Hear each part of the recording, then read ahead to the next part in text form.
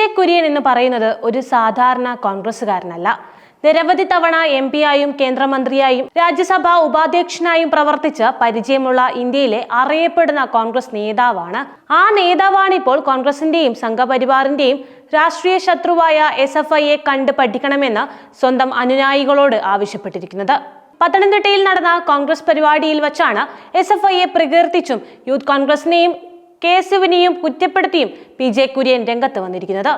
സർവകലാശാല സമര വിഷയത്തിൽ SFI നടത്തുന്ന ശക്തമായ പ്രക്ഷോഭമാണ് PJ കുര്യനെയും സ്വാധീനിച്ചിരിക്കുന്നത്. ക്ഷുഭിത യൗവനത്തെ കൂടെ നിലനിർത്തുന്നത് SFI ആണെന്നും KSUവിന്റെയും യൂത്ത് കോൺഗ്രസിന്റെയും നേതാക്കളെ TV-യിൽ മാത്രമേ കാണാറുള്ളൂ എന്നുമാണ് PJ കുര്യൻ പരിഹസിച്ചിരിക്കുന്നത്. യൂത്ത് കോൺഗ്രസിന്റെ സംസ്ഥാന പ്രസിഡന്റിനെയും KSUവിന്റെയും യൂത്ത് കോൺഗ്രസിന്റെയും നേതാക്കളെയും വേദിയിലിരുത്തി കുര്യൻ നടത്തിയ ഈ വിമർശനം സോഷ്യൽ മീഡിയകളിൽ വൈറലാണ്.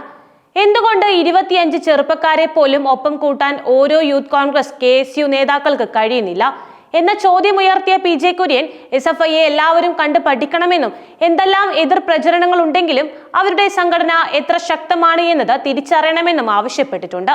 ഇതോടൊപ്പം തന്നെ ഗവർണർക്കും VC-മാർക്കും എതിരായ SFIയുടെ സമരത്തെ ചൂണ്ടിക്കാട്ടിയ അദ്ദേഹം അഗ്രസീവായ യൂത്തിനെയാണ് അവർ അവരുടെ കൂടെ നിർത്തുന്നത് എന്നും വ്യക്തമാക്കുകയുണ്ടായി.